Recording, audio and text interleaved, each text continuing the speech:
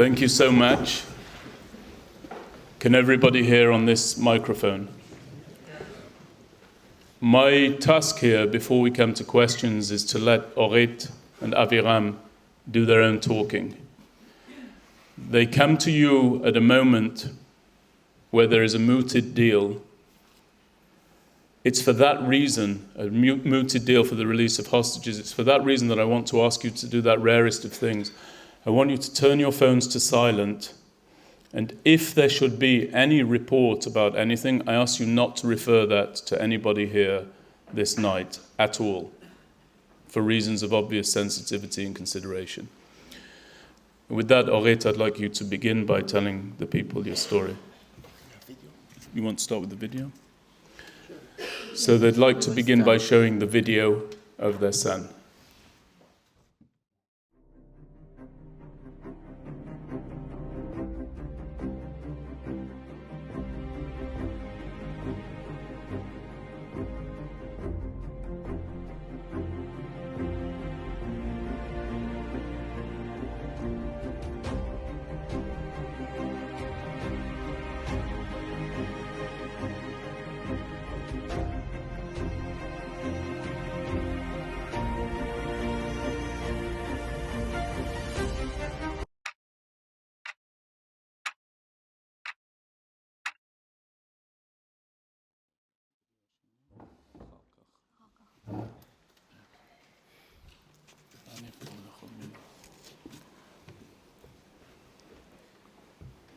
Thank you for coming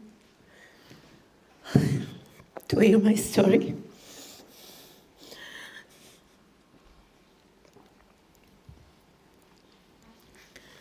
This is my son, Almog. Almog is only 21 years old. And Almog is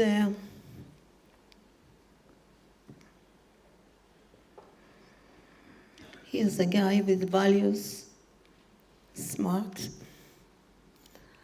love life, with lots of energy.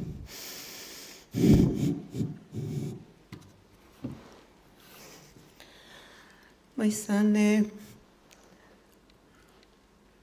was supposed to start a new job in high-tech. He was looking for it. And so he went, the next Sunday, he was supposed to start a new job, and he went to celebrate in a festival for peace and love in south of Israel. He was excited to go to this party. My son loved to dance. We are in a happy family. I'm going by myself to dance. The last time I saw him was the October 6th. He went with his friend Tomer to the party. Tomer came to pick him up to the festival. And he said goodbye to me. It was 11 p.m. And in the morning, on Saturday, he woke me up at 7:45 a.m. And he said to me, "Mom, they closed the party. There are rockets and shooting everywhere. I don't know what is going on. I'll be in contact with you every half an hour. I'm hiding now. Mom, I love you."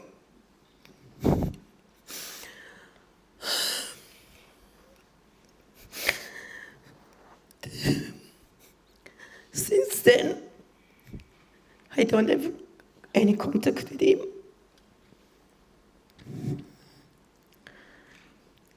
published his picture in the Facebook. And we asked her who saw Almog. He went to Nova Festival. That's the name of the festival. And after 3 hours, I had a phone call from someone who recognized my son from a video clip that the Hamas published. And when she sent me the video clip, I recognized my son immediately. He was lying in a dark room with other 4 young guys that he don't know.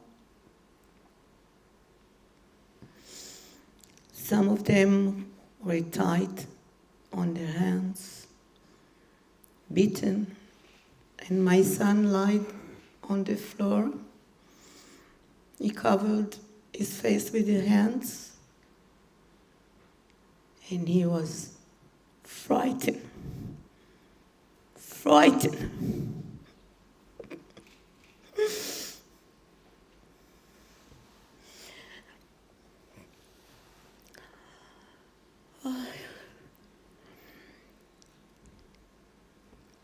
You can't imagine what I felt, like a knife in my stomach. I started to scream.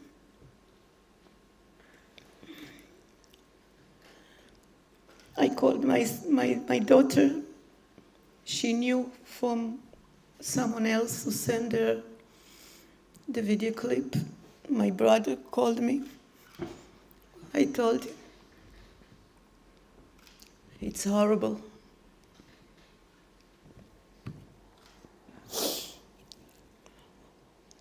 I tried to look for a phone call of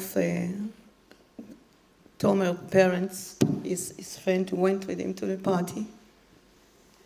It took me some time because I didn't know the phone number. But when we had a contact, I understood that Tomer called his parents at 9:30 in the morning. He told them that they decided to escape by car. They started to drive. 2 other girls came into the car with them. After a few meters, the terrorists shoot at the car exploded, they escape, start to run. The 2 girls are sisters, they ran, and their father called them, and the phone was open for 1.5 hours. While they were running. After some time, the father told the girls to lie down like they are dead. But the terrorists killed them. And the father murdered. And the father listened to their last breath. Tomer ran away by himself. They killed him, they murdered him, and it took 2 weeks to identify his body. After they killed him, they burned the body. And my son kidnapped.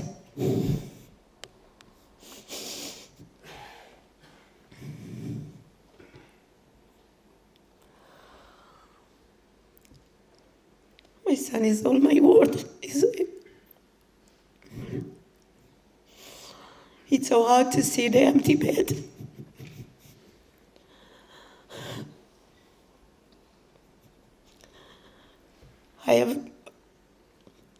I'm living now in hell. No eating. I can't drive, I can't concentrate.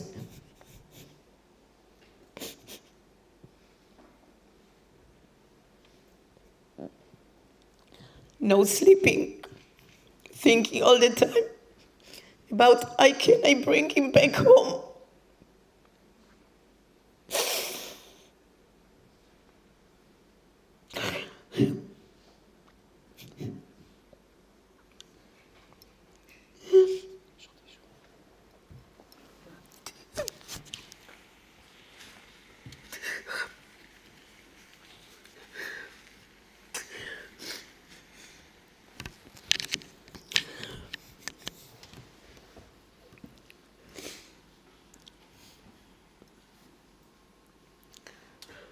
I think you continue.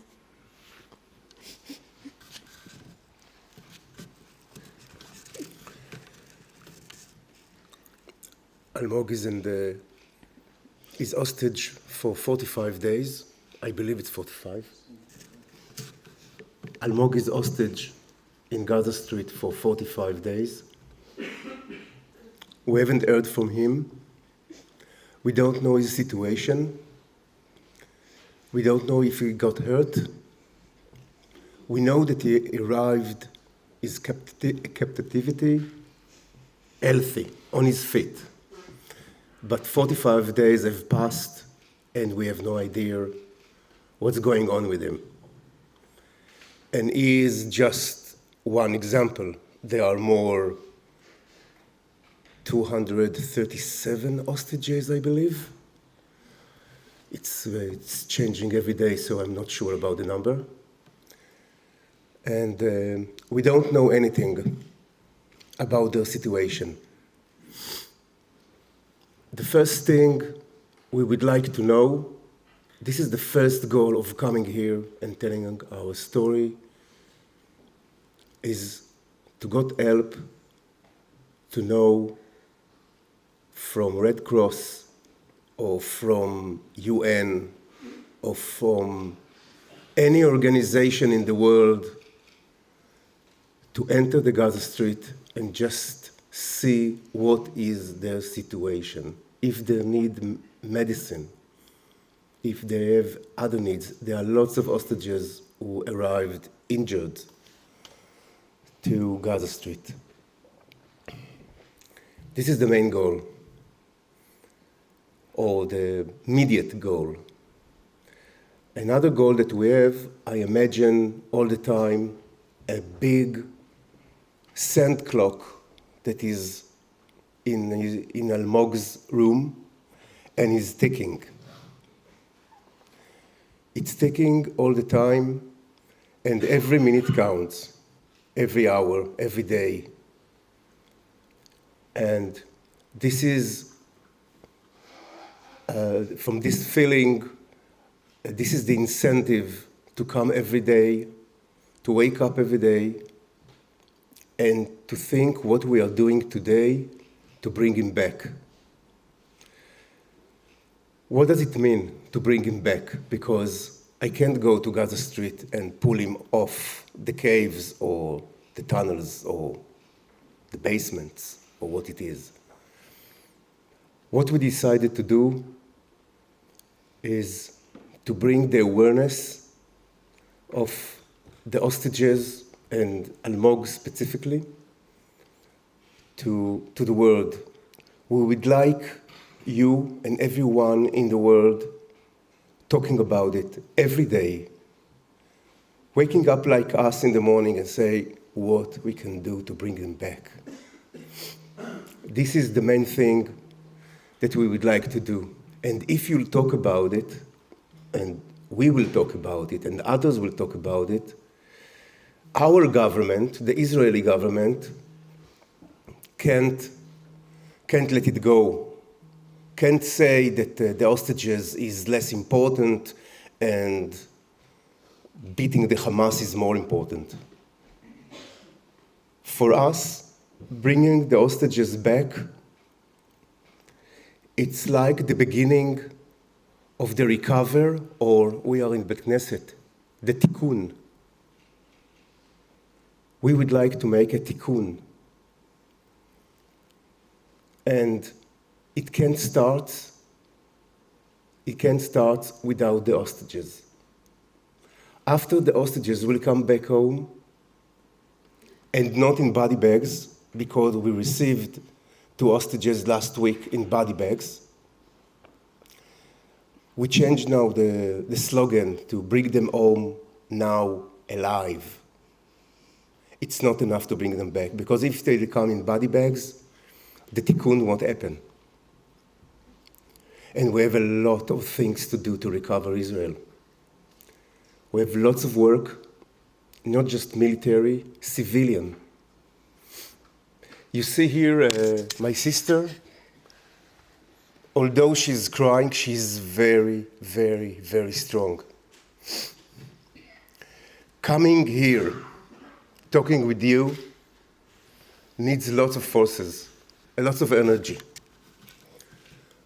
Most of our family colleagues, hostages family colleagues, we are now a family, by the way.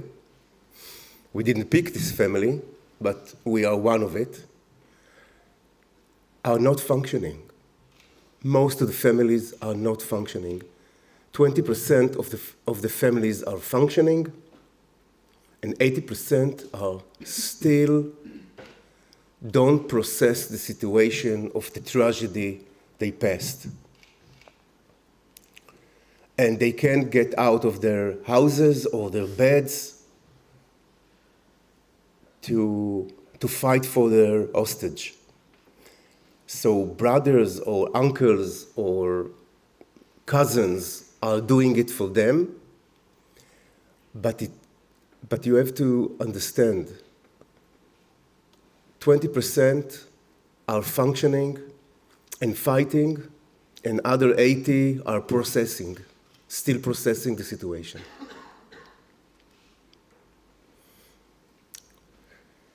This evening is emotional specifically.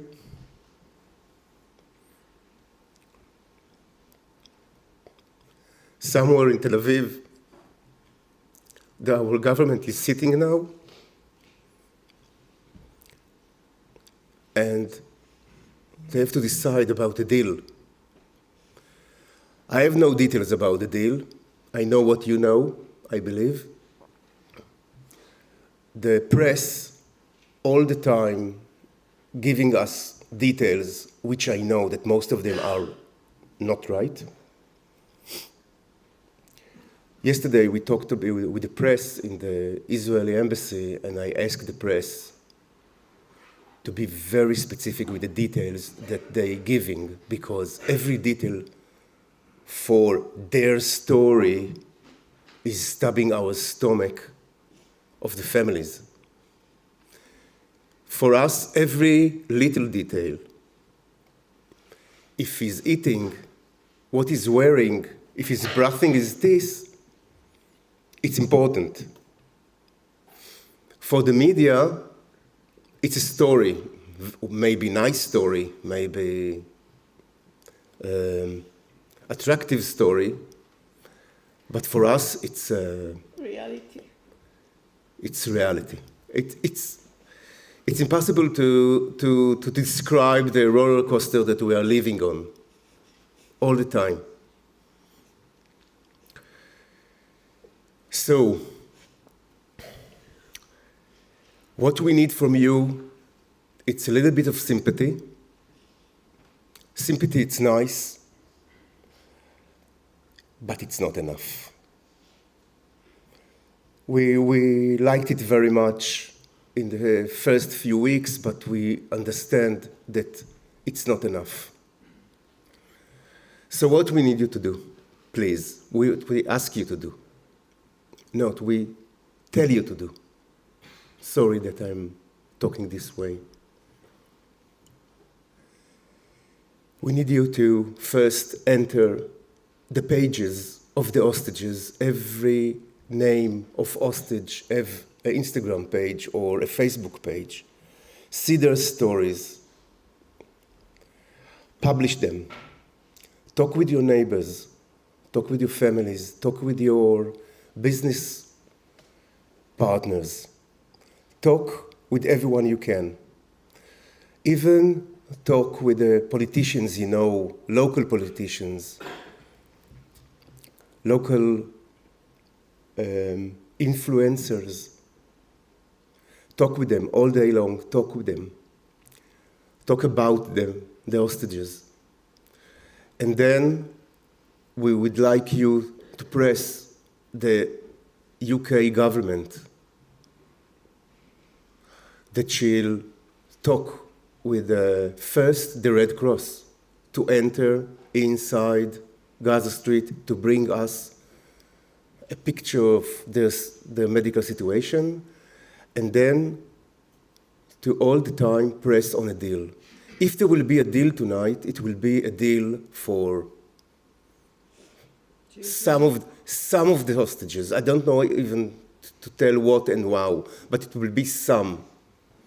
And let's say that 50 hostages will be released.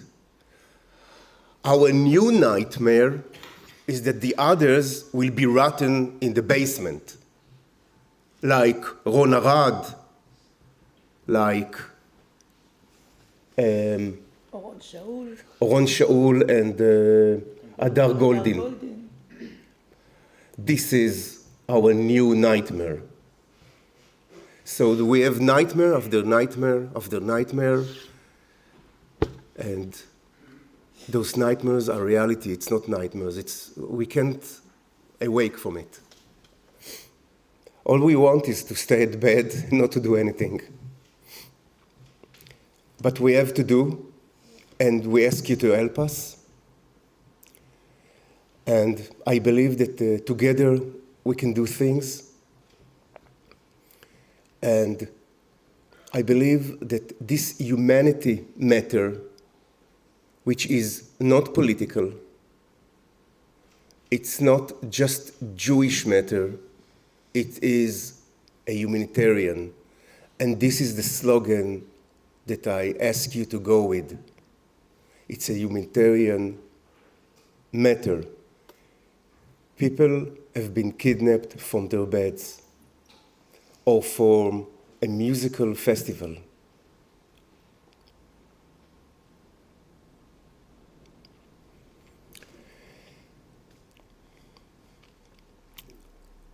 Every minute counts. Thank you very much.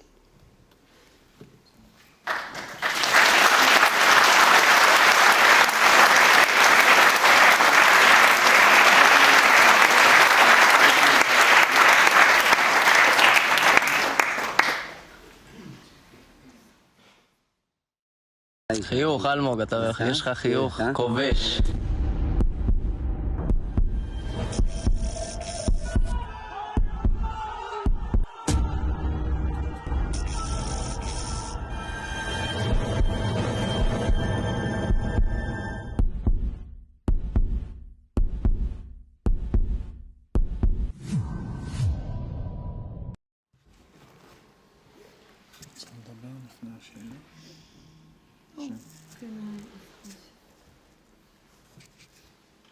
So the first thing I want everybody to know is that tonight you will be receiving an email. That email will contain links.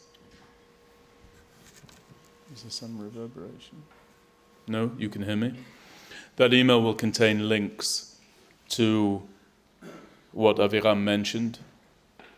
All of you must, as he said, not should, but must follow those links, and all of you must share those links with anyone and everybody that you know. And we also want all of you, please, to take the time now, during the questions and answers session, to think about who are the influencers, who are the leaders, who are the politicians, who are the writers, with whom you can connect as, in order to press forward the agenda of this family. I'll give you an example. There are major football clubs in this city. Someone in this room knows somebody in one of those clubs. or a former player in one of those clubs, or a former manager,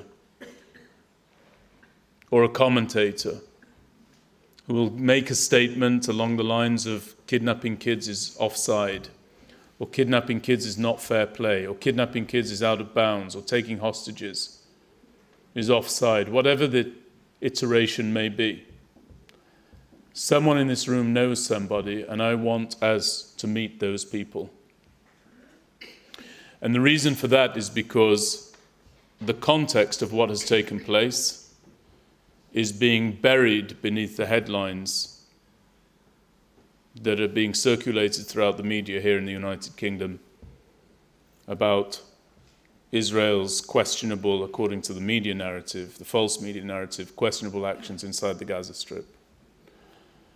We want you to place us in touch with the politicians. We want you to place us in touch with the agents. We want you to place us in touch with the influencers in lifestyle, in any aspect of the media whatsoever, and you will be receiving an email to that effect, and I want you to do something with the email. And the way you should engage in this is precisely the way in which you would engage were, God forbid, one of your children. God forbid, a family member of yours. You wouldn't rest until they came home. And that's what they're expecting from you. And dare I say it, they're entitled to have that expectation. Because these are your children, and these are our family members. Nothing less than that. Either we meant the prayer at the beginning, or we didn't mean it. And I want to believe that we did. And the evidence of us meaning it will be your actions.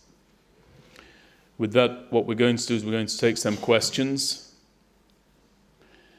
by show of hands. I'm asking only for questions. I'm pleading with you, imploring you, please do not make statements. If I hear statements, unfortunately, I'll have to intervene and cut you off and direct them to whichever of the two here you would like to direct them to, and feel free to ask by show of hands.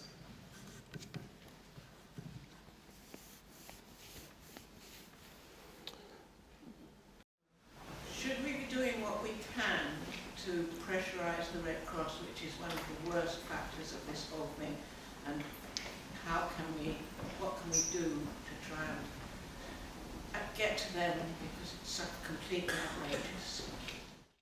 So Joy has asked, just for the benefit of the recording, I'm repeating the question for the benefit of the audience, they've already said this, Joy, just to be clear, they've given a very clear call for everyone to do everything they can, starting with the Red Cross, and how can they go about pressuring the International Red Cross to do their job, basically.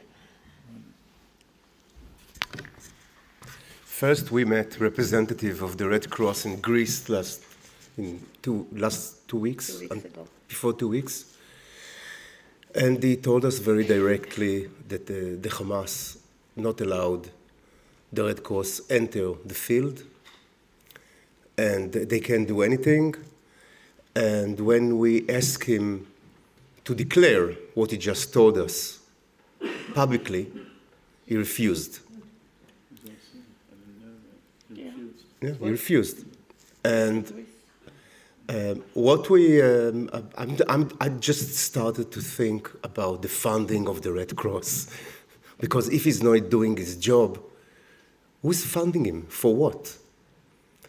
The only thing, the decision makers are sitting in Geneva, but making demonstration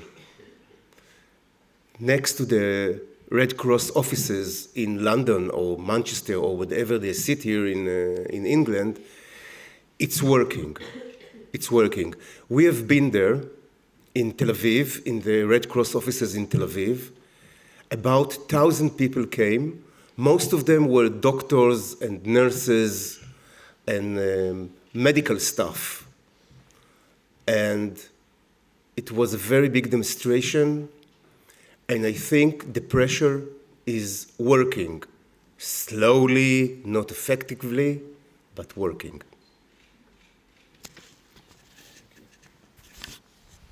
Other questions? Yes, please. you have any confidence that the same government that bring us the kishalon, like you say, on the defense, the same government that for years said that we are absolutely secure and it will never happen again what happened in 1973, is the fit government to conduct today the Masao Matan for the terrorists and bring the people back soon as possible? The question was asked whether you believe that the same government that's responsible for this security failure is the government you believe is capable of carrying out the negotiations that are taking place. Do you want to answer?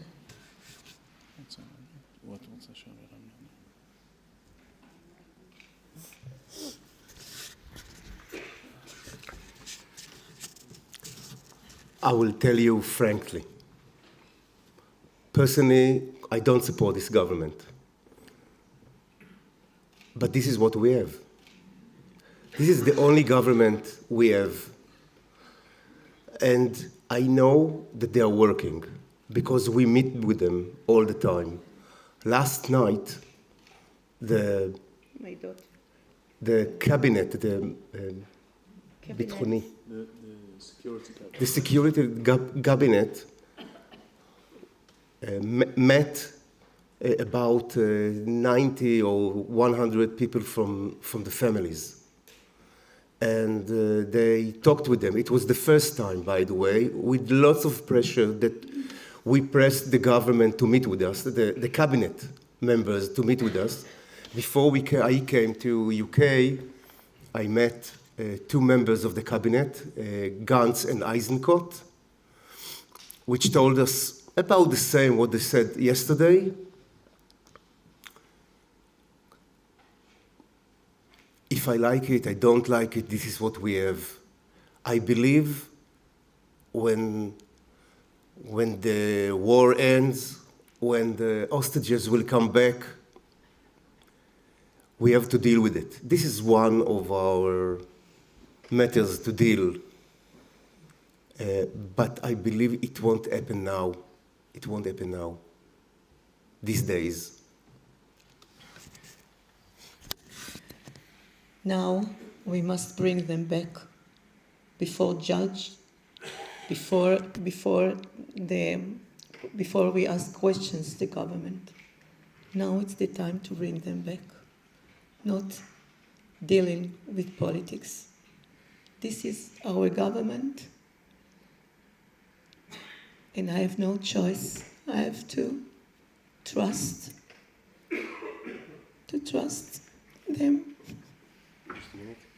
I have full trust, by the way, in the IDF, in the intelligence system that is working and probably working good, and full trust in IDF.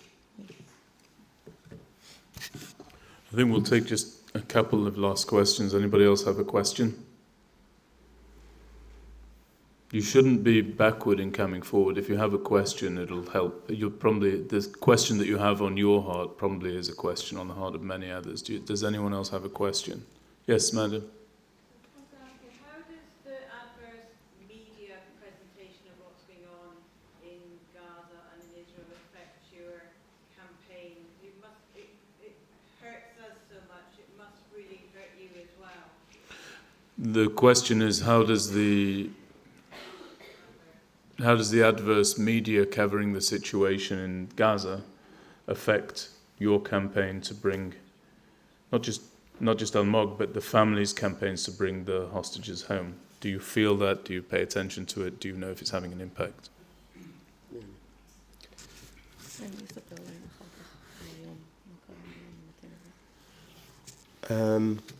It's an easy question. Most of my days pass in Israel. So the television is very... So the news are very Israeli, for Israel, of course.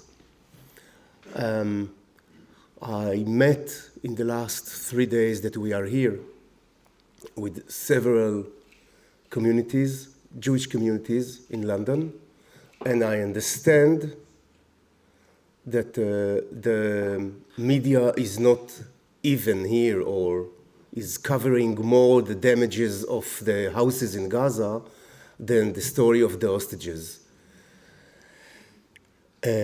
I talked with the Israeli ambassador yesterday about it, that we need lots of more families coming here to the UK and talk with the media and talk with the decision makers and the Jewish community.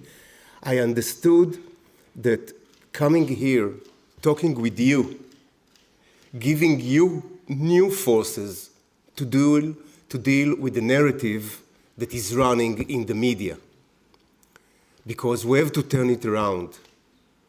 So if our presence here give you things to deal with this narrative, so we did something. But the narrative should be changed here. And if we can help, we will come again and again and again. And I just have been interviewed by the BBC 5 minutes before we started. We have to change the narrative. And the narrative, again, I understood that the narrative of humanitarian is something that can pass here, not political.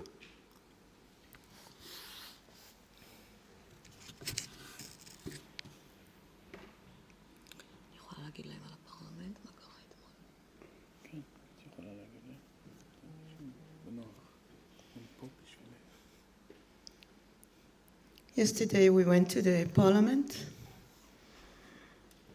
and on the entrance I had a T-shirt with a picture of my son. Yes?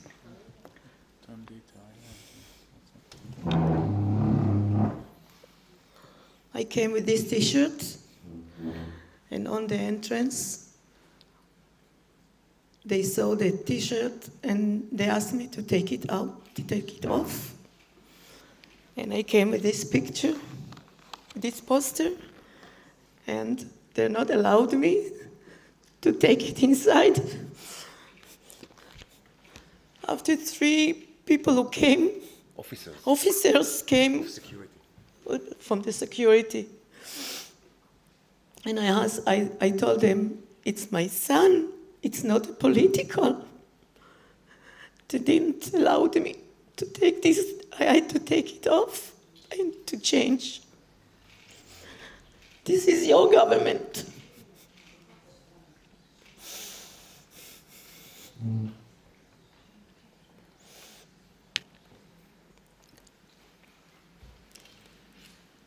I must tell you, I saw the news, I saw that you have, איך אומרים, ההפגנות האלה שיש להם? There are lots of demonstrations here from the Muslims. You have lots of Muslims here. It can come to your land.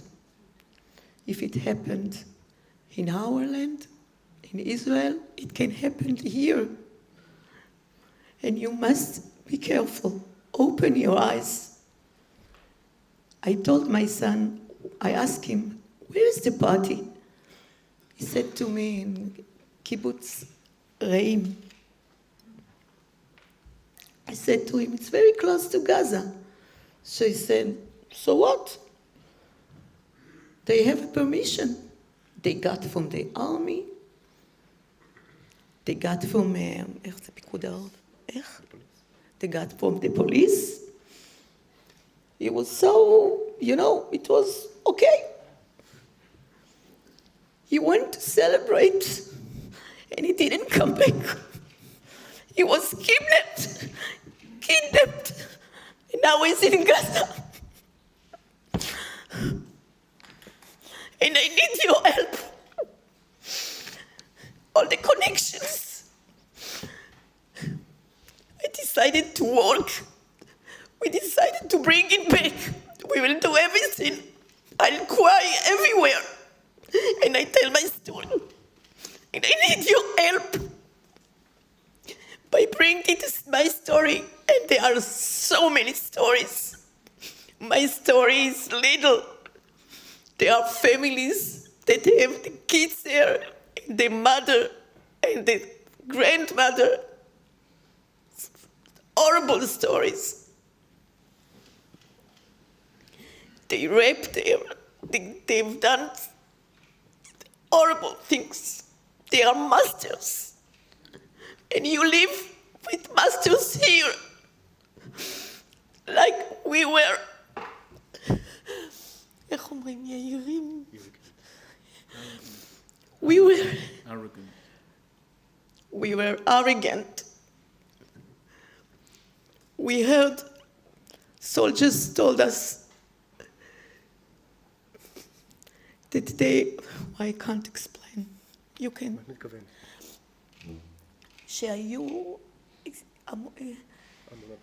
שהיו התראות והמדינה לא התייחסה בגלל יהירות.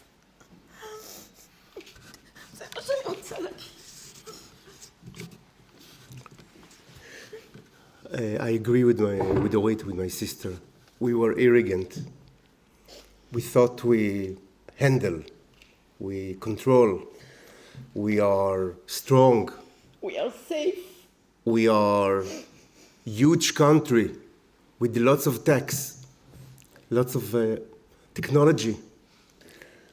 And we thought we are very strong and nothing will shake us off. But we were wrong. And now we didn't start to deal with what happened in the 7th of October. It's something that we put aside and we know that we have to go back to it. But we don't deal it now. But stories are starting to come and cover our ears with terrible stories about terrible decision makers. I'm talking about, for example, the observers, soldiers girl, who saw lots of things and they reported it. And the commanders and the intelligence just said it's not important. They ignore it or thought it's not so important. Anyhow, for sure, we were arrogant. Totally. I suggest you not to be arrogant with the problems you have in UK and in Europe. But this is not my deal now. I believe you will be in major problem in 10 years, I don't know. But you are the Jewish community, you feel it in your daily life. I don't have to tell you about it. You feel it more than me. I just tell you to be aware. This is it.